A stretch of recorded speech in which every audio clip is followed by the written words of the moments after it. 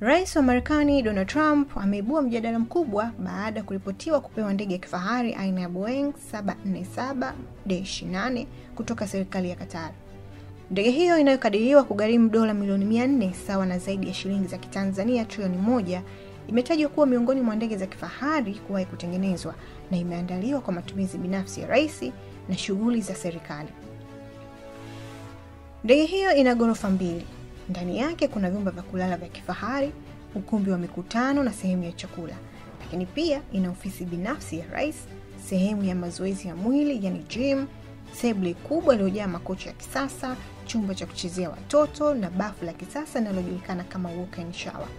Chumba cha kulala cha rais unaambiwa kimejengwa karibu kabisa na sehemu ya mbele ya ndege ambayo ni tulivu iliyo mbali na engine ili tu kuzuia kelele na kuhakikisha utulivu wa hali ya juu.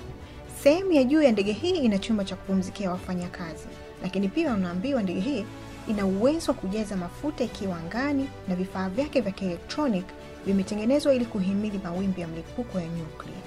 Trump anapanga kuibadilisha ndege hiyo kuwa Air Force One, yaani ndege rasmi ya rais wa Marekani. Lakini kwanza, jeshi la Marekani Pentagon litatakiwa kuifanyia maboresho makubwa ili kuendana na viwango vya kiusalama na kiutendaji vya rais. Maboresho hayo yanakadiriwa kugharimu hadi dola bilioni 1, yani takriban shilingi trilioni 2 za Kitanzania. Hatua hiyo imeibua mjadala mkubwa kwa wanasiasa kutoka vyama vyote nchini Marekani. Kiongozi wa chama cha Democratic, Senator Chuck Schumer, ameelezea zawadi hiyo kutoka Qatar kuwa ni rushwa kubwa zaidi iliyowahi kutolewa na serikali ya kigeni katika historia ya Marekani. Hata hivyo, Trump ametetea uamuzi wake wa kuipokea ndege hiyo akisema kuwa ingekuwa ujinga kuikataa.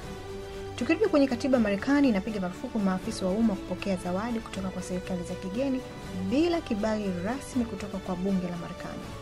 Kwani hadi sasa uhamishaji wa ndege hiyo haujapata kibali hicho kutoka bungeni.